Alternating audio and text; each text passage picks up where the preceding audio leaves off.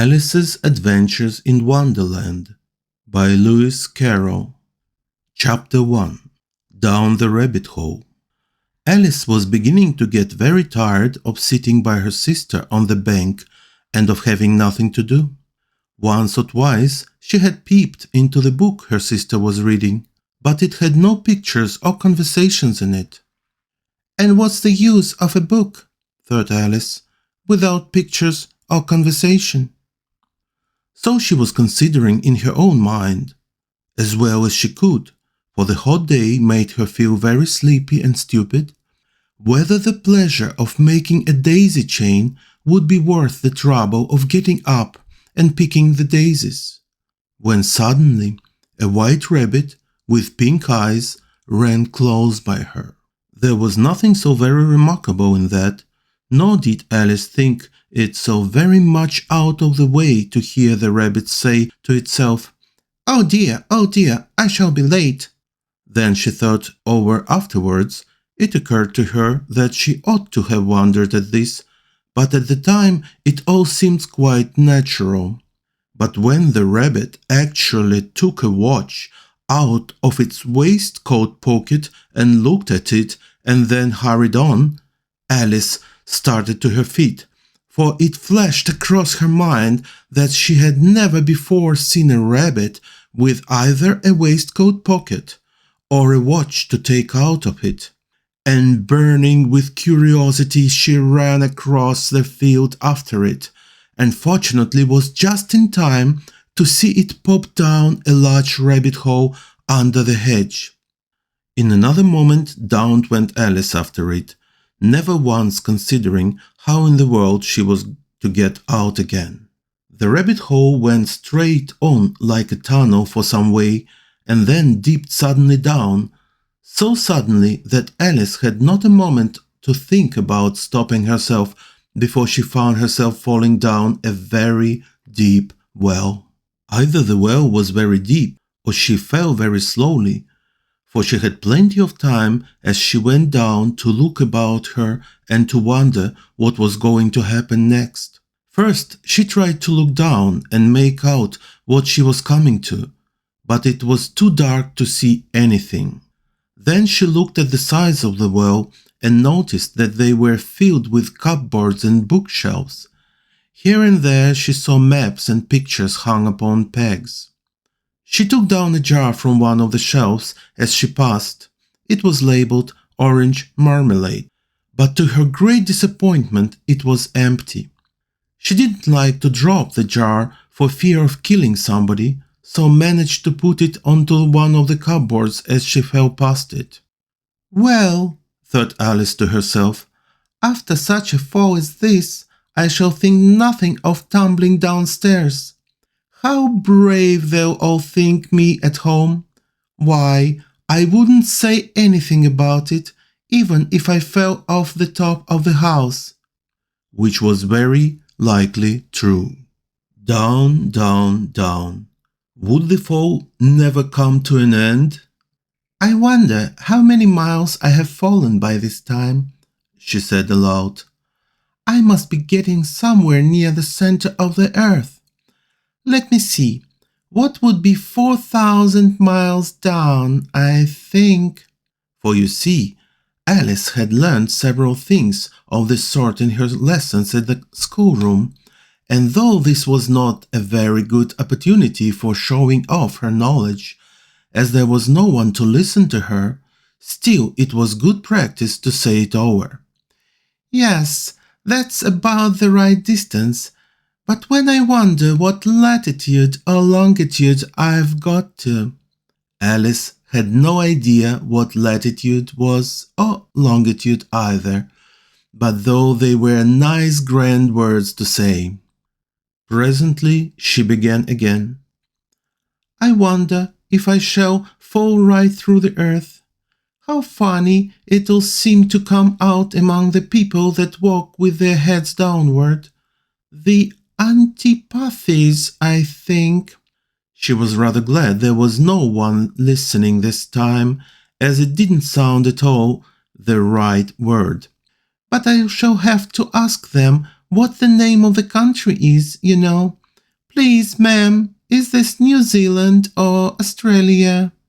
And she tried to curtsy as she spoke. Fancy cursing as you are falling through the air. Do you think you could manage it? And what an ignorant little girl she'll think me for asking. No, it'll never do to ask. Perhaps I shall see it written up somewhere. Down, down, down. There was nothing else to do, so Alice soon began talking again. Dinah'll miss me very much tonight, I should think. Dinah was the cat. I hope they'll remember her saucer of milk at tea time. Dinah, my dear, I wish you were down here with me. There are no mice in the air, I'm afraid, but you might catch a bat, and that's very like a mouse, you know. But do cats eat bats, I wonder?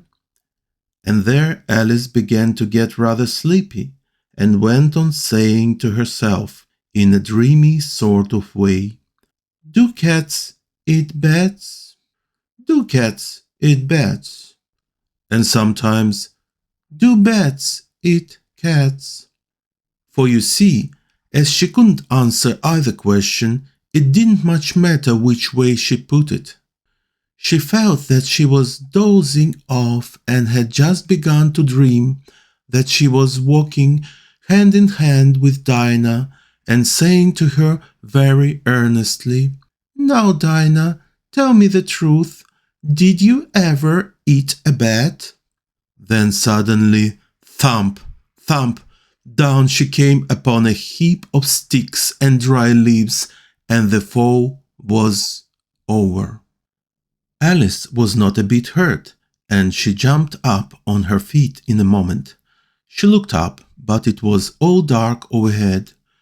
Before her was another long passage, and the white rabbit was still in sight, hurrying down it. There was not a moment to be lost. Away went Alice like the wind, and was just in time to hear it say as it turned a corner, Oh, my ears and whiskers, how late it's getting.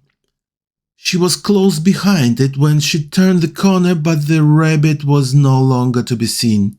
She found herself in a long, low hall, which was lit up by a row of lamps hanging from the roof.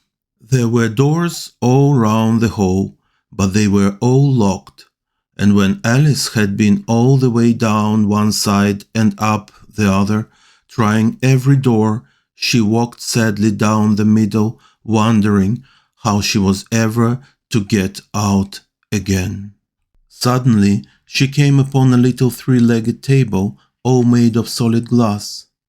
There was nothing on it except a tiny golden key, and Alice's first thought was that it might belong to one of the doors of the hall, but alas, either the locks were too large or the key was too small, but at any rate it would not open any of them.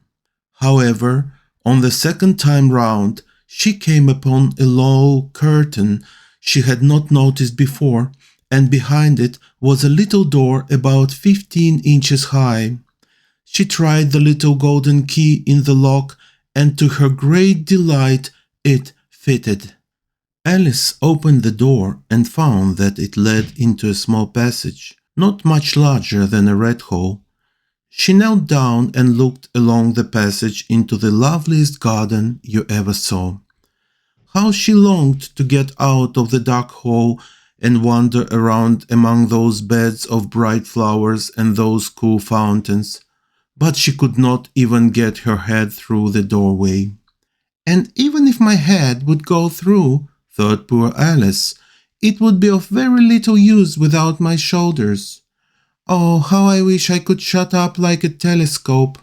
I think I could, if I only know how to begin. For you see, so many out-of-the-way things had happened lately that Alice had begun to think that very few things indeed were really impossible.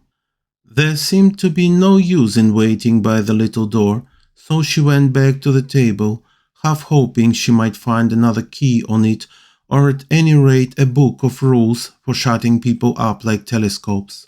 This time she found a little bottle on it. "Which certainly was not here before," said Alice. And round the neck of the bottle was a paper label with the words "Drink me" beautifully printed on it in large letters. It was all very well to say "drink me," but the wise little Alice was not going to do that in a hurry. "No, I'll look first," she said, "and see whether it is marked poison or not." For she had read several nice little histories about children who had got burned and eaten by wild beasts and other unpleasant things, all because they would not remember the simple rules their friends had taught them, such as that a red-hot poker will burn you if you hold it too long, and that if you cut your finger very deeply with knife, it usually bleeds. And she had never forgotten that if you drink much from a bottle marked poison, it is almost certain to disagree with you sooner or later.